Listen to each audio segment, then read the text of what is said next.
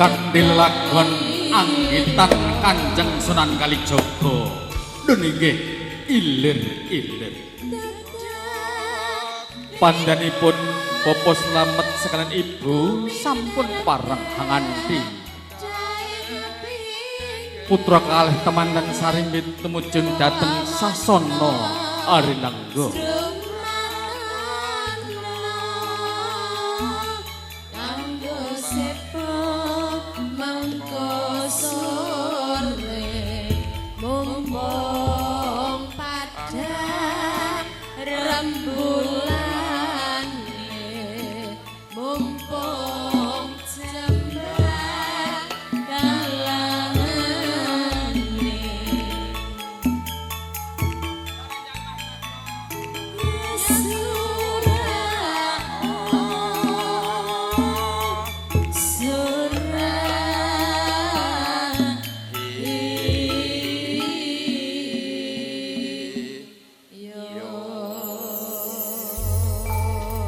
sampun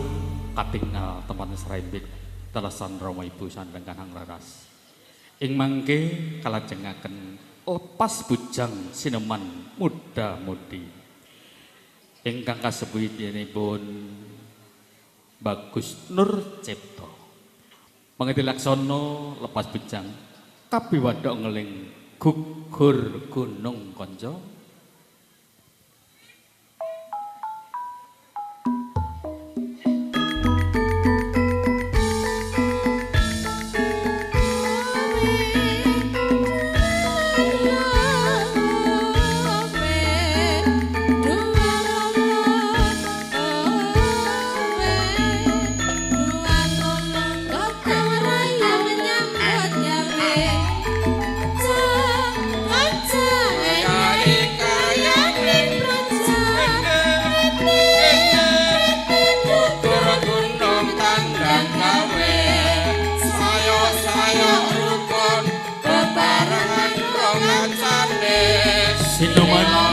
mudah-mudi